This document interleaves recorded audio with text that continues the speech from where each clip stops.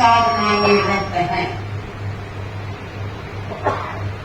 एक तरफ कहते हैं कि आज मौन दिवस है और वाणी की अभिव्यक्ति देना जहाँ आवश्यक होता है वहाँ अभिव्यक्ति भी देनी होती है। मौन एक ऐसी शक्ति है जिससे व्यक्ति अपने बहुत सारे कलह कदारों से बच जाता है।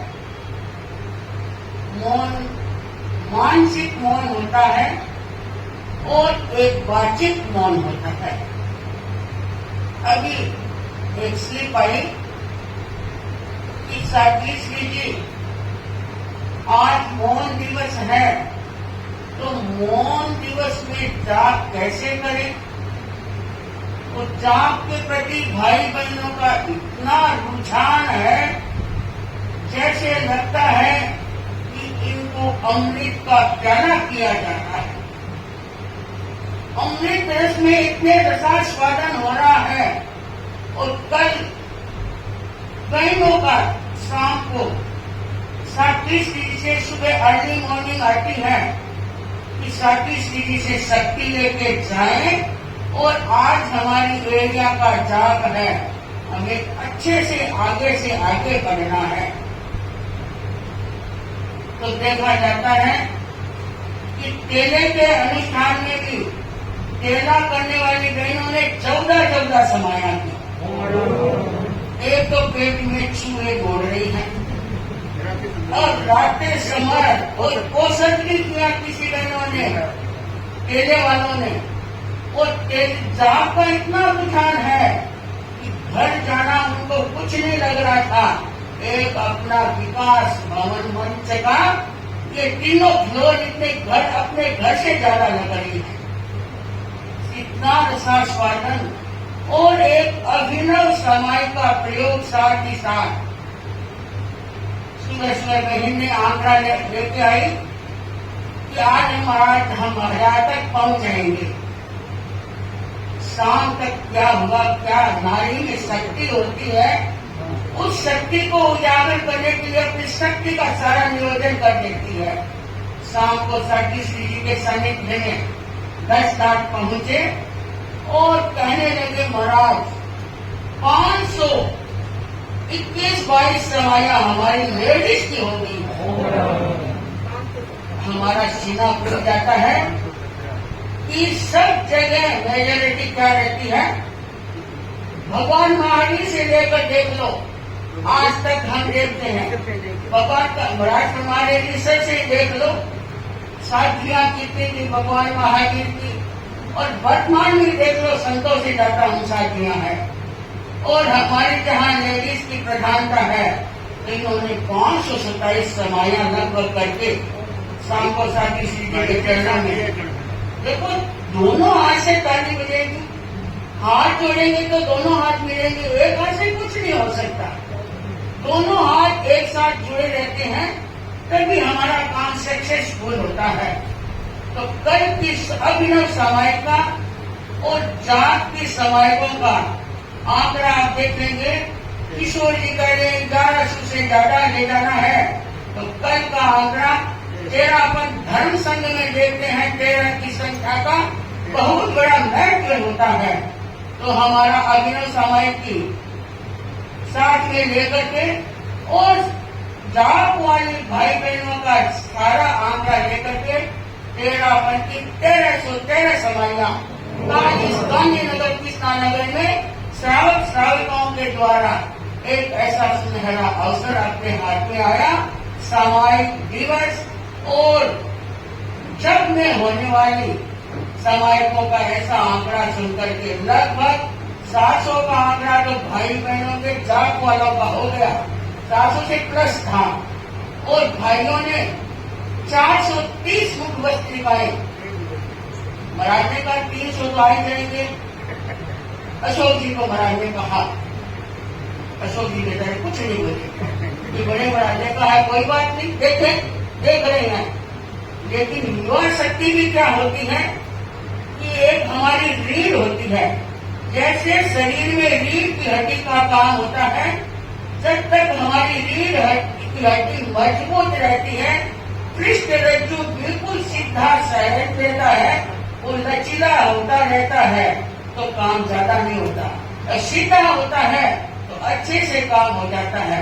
रीढ़ की हड्डी हमारा शरीर का ढांचा चलाती है और हमारे 13 धर्म संघ की रीढ़ है एक युवा वाहिनी है। जहाँ तक हम हमारे युवक इतने जागृत होते हैं और अभिनव सामाजिक का और जो केंद्र से जो कार्य इनको सौंप दिया जाता है, उसके लोगों के और उन कार्यकर्ताओं के और 23 वालों का एक ऐसा रुझान बन जाता है कि इस कार्य को हमें सक्सेस करना है। अभी हम देख रहे हैं कि इस हाल में अपने ऐसे कोई बूढ़े नहीं निकले कि किसी को छड़ी लेकर के ऊपर चढ़ना पड़ रहा है। सारे मुझे तो युवा वाहिनी से चेहरे दिख रहे हैं। पॉल्यूशन के हंसते खिलते चेहरे ये 13 धर्म संघ की एक न्याय का सूचक है। युवकों की श्रृंखला और 45 वर्ष तक सारे अपने युवक मान करके चलते हैं, तो 45 वाले ही ऐसे दिख रहे हैं और आज 50-60 वाले मेरे को तो युवक के रूप में दिख रहे हैं।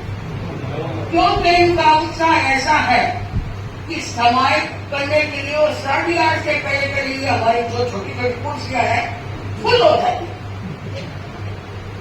इतने जल्दी आते हैं, इतने समय की पेंचुअलिटी है इनकी, क्या पता नाश्ता करते हैं या नहीं करते हैं। वो महाराज का नाश्ता करने के लिए अपनी सीट फटाफट लेकर के समुपस्थित हो जाते हैं। ये एक धर्म संघ का रुझान देखते हैं और हम सुनते हैं कि आजकल युवक नहीं दिखते हैं, तो जो अपने एक उन्होंने क्या किया है, युवकों ने अपने एक टी-शर्ट बनाई, उससे लगता है कि युवक आए हैं। तो नॉर्मल सही मेरे को तो युवक ही दिख रहे हैं, लेकिन ये अपनी पहचान करके आते हैं तो अलग से दिखते हैं कि हम महाराज आए हैं। हमारा ये पॉल्यूशन एक अमोल प्रमोद और त्याग और तपस्या के द्वारा ऐसा आनंद से बीत रहा है कि पता नहीं लगता कि आज का दिन उगता है, अस्त होते टाइम नहीं लगता है। आज चौथा दिन आ गया, धीरे धीरे करके कल अमृत चेतना दिवस आ जाएगा, फिर जाप आ जाएगा, फिर ध्यान, और बाद में तो हम देखते हैं क्या आएगा कि सब के सब एक साथ बैठ करके चाहे उनको 60 दिन चालू कर दो, संवत्सरी महापर्व आ जाएगा। उस दिन तो सब घरों में एकदम देश को शांति मिलेगी, बहनों को प्रसन्नता मिलेगी कि तेजस का की हिंसा से आज तो हम अच्छे से बचेंगे। नहीं तो कभी कभी कुछ न कुछ करना पड़ता है। एक दिन हमारा ऐसा दिन आता है कि हिंसा से अहिंसा की ओर प्रस्थान करने का दिन आता है। अहिंसा से हम देख रहे हैं हिंसा के युग में न जाने कितनी हिंसाएं पनप रही है। आचार्य महाप्रज्ञ जी ने एक पुस्तक में लिखा है कि हिंसा के प्रशिक्षण जगह जगह दिए जा रहे हैं, लेकिन अहिंसा के प्रशिक्षण बहुत कम जगह ऐसे मिलते हैं वहाँ अहिंसा के प्रशिक्षण चल रहे हैं। लेकिन हमारा पॉल्यूशन पर हिंसा से अहिंसा की ओर ले जाने का पर्व होता है। जैन ही नहीं, नॉन जैन भी इस महापर्व का लाभ उठा सकते हैं और न जाने उठाते होंगे। पानी का दृश्य आपने कभी सुना है, देखा होगा। 8 दिन पॉल्यूशन में क्या होता है, बिल्कुल व्यापार, बिल्कुल बाहर का खाना, रेडियां लगना, धोबी की दुकान खोलना, हर भाई बहन की दुकानें, मिले फैक्ट्रियां। साथी श्री जी ने हम लोगों ने चातुर्मास किया। उस टाइम 2 सावन थे और एक सावन में संघश्री थानकवासी संप्रदाय की थी, भारत के उन्होंने सावन अपने हिसाब से किया, और एक जिस समय स्थानकवासी संप्रदाय की संपत्ति परिसर थे, तो हमारे श्रावक कहाँ गए? उस टाइम आमेर चातुर्मास था। किसका था? गणाधिपति श्री तुलसी का अमृत महोत्सव का टाइम था। तो उस समय वहां चले गए और उन्होंने पानी में पूरे दिन 18 दिन तक बाजार कर, उन्होंने अपने प्रदूषण में बंद किया और उनके प्रदूषण में अपने तेरापन समाज ने बंद किया। ऐसा विरल उदाहरण एक पाली में हमने देखा। गुजरात में होता है, लेकिन पाली जितना इतना उदाहरण कहीं अभी तक नहीं देखा है। फिर भी हम देखते हैं बड़ा, आज इस भागदौड़ की जिंदगी में प्रदूषण का महत्व हर व्यक्ति समझता है, सोचता है कि भगवान महावीर का और ऋषभनाथ से लेकर आगे तीर्थंकरों का जीवन चरित्र सुनने को प्रदूषणों में मिलता है।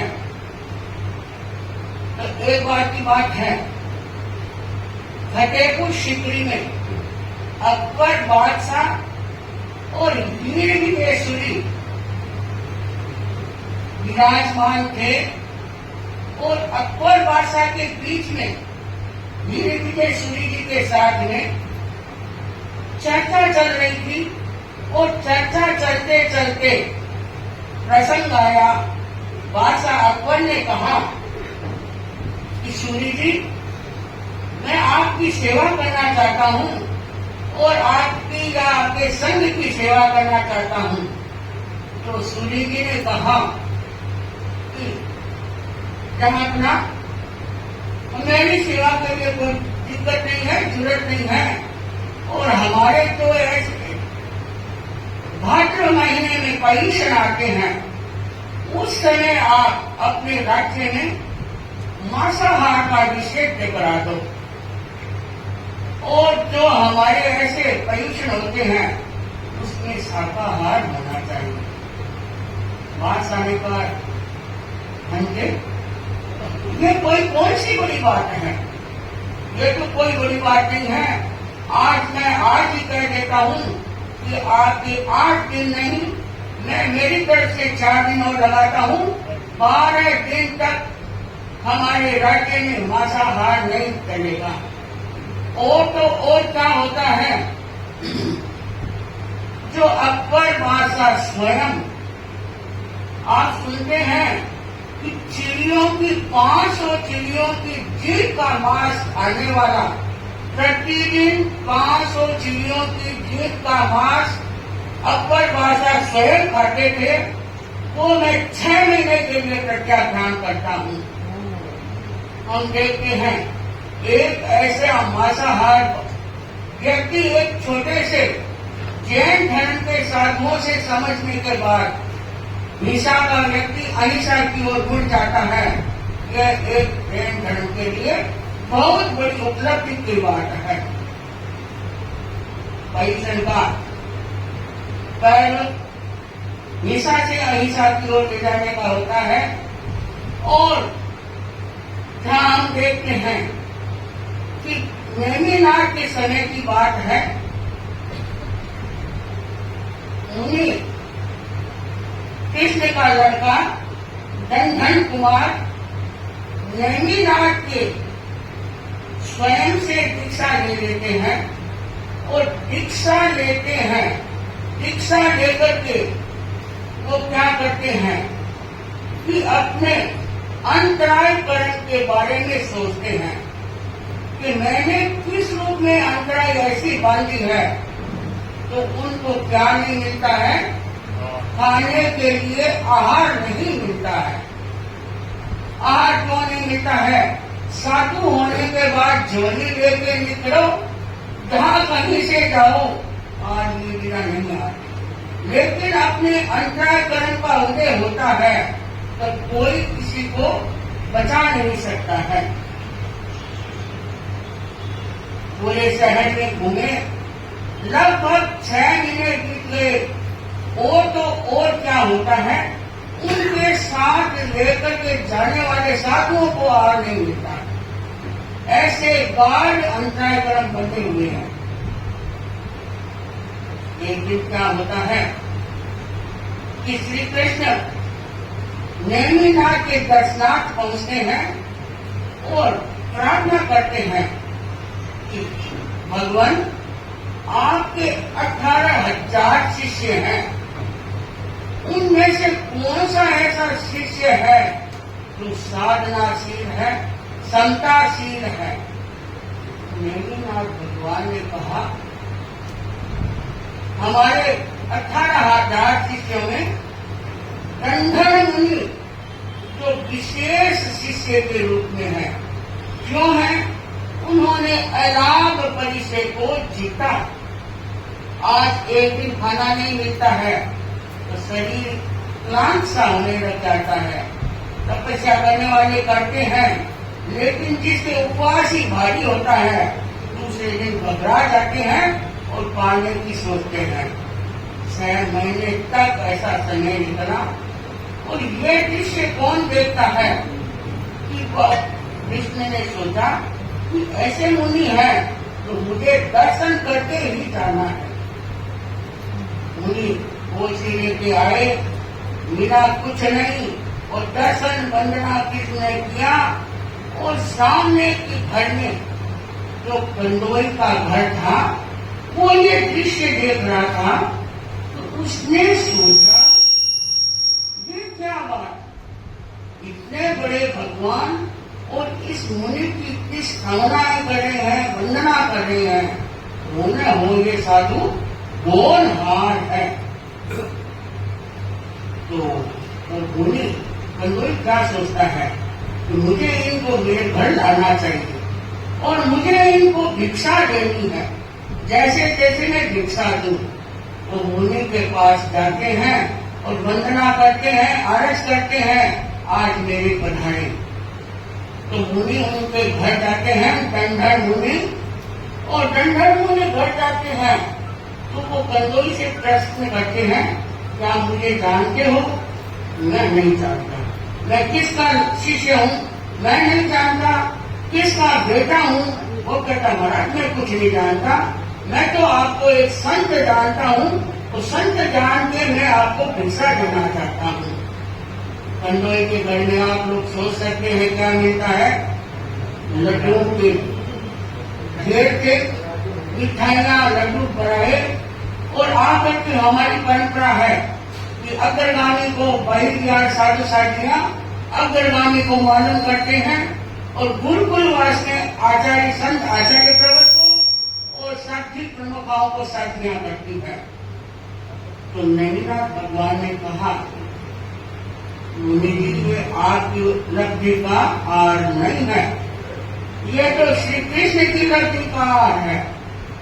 श्री कृष्ण प्रसन्न चित्त रहे और पूछा, भगवान मेरे ऐसे कौन से कर्म है जिसके द्वारा मुझे आर्ट नहीं मिल रहा है? भगवान ने उसको पूरा जन्म की स्मृति दिलाते हुए बताया कि आप पूरा भव में पारासार नाम, मगध देश में पारासार नाम के एक किसान थे, बहुत बड़े संपन्न किसान था।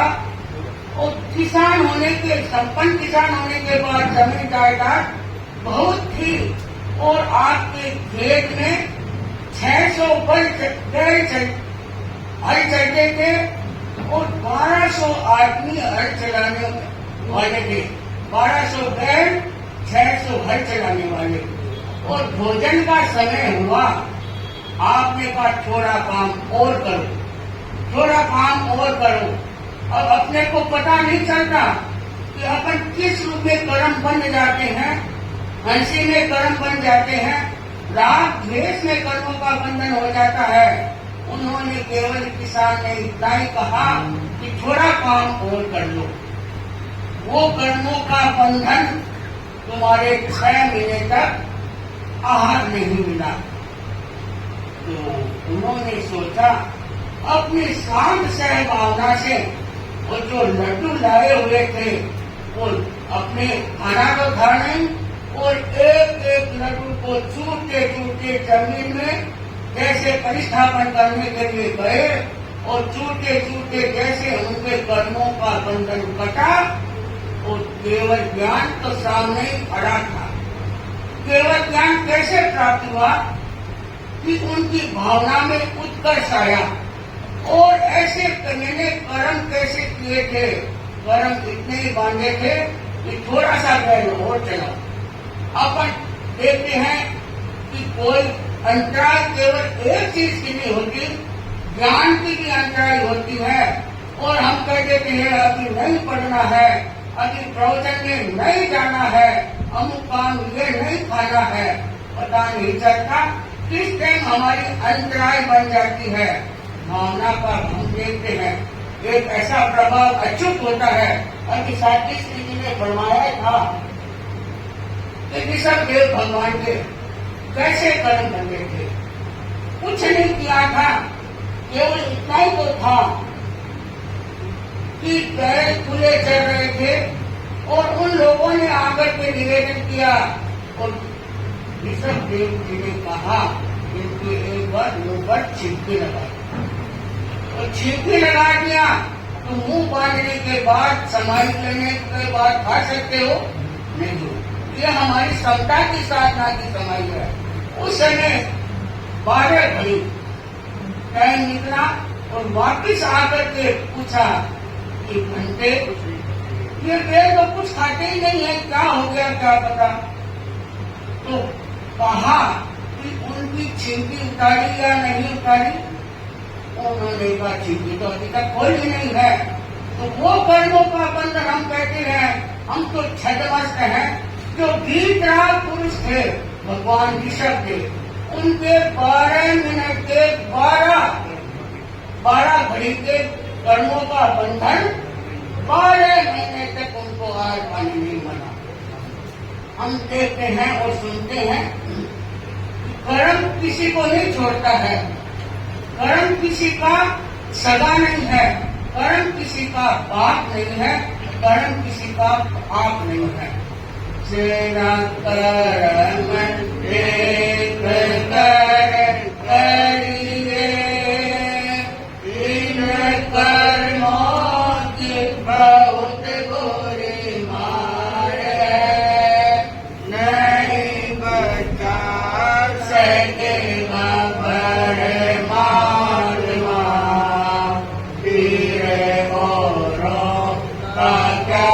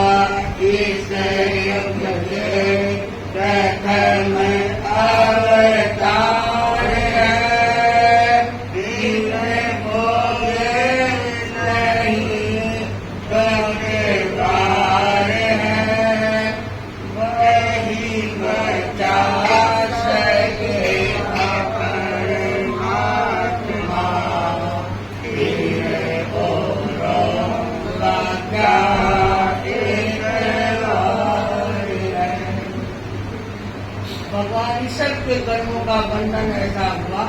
भगवान महावीर के भी न जाने कितने निकासित कर्मों का बंधन हुआ। और देखो भगवान थे, उनके कर्मों का बंधन है, हम छद्मस्त हैं। तो हमारे को क्या चाहिए कि हमें हर चीज का विवेक से काम करना चाहिए, हर चीज में किसी के अंतराय नहीं देना चाहिए। अंतराय देने से हमारे कर्मों का बंधन होता है। अंतराय किसकी लाभा अंतराय होती है, किसी को भोगा अंतराय होती है, किसी के देखो लाभ होता है, चीज मिल जाती है लेकिन भोग में नहीं आती, और किसी के भोग में आती है तो लाभ नहीं होता। तो हमें क्या करना चाहिए कि इन सब चीजों से हमारे मन में ऐसे संकल्प होने चाहिए कि हम अंतराय देने से बचे और हमारे जीवन का हम अमूलचूल परिवर्तन कर सकते हैं।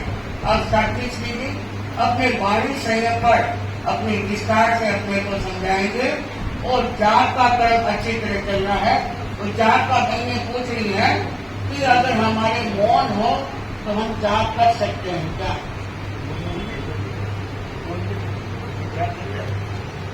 देखो साथी श्री जी फरमा रहे हैं कि मौन है तो मानसिक जाप किया जा सकता है। अगर हम वाचिक जाप करना चाहते हैं तो मौन के सिवाय कोई व्यक्ति करना चाहते हैं, क्योंकि मैं मौन के जाप के सिवाय और किसी से बात करना नहीं चाहूंगी, तो हो सकता है कि अपना उपयोग करें तो कर सकते हैं। बाकी बात नहीं करनी है, आपस में बोलना नहीं है, केवल एक जाप का क्रम रख सकते हैं, कोई दिक्कत नहीं है। हाँ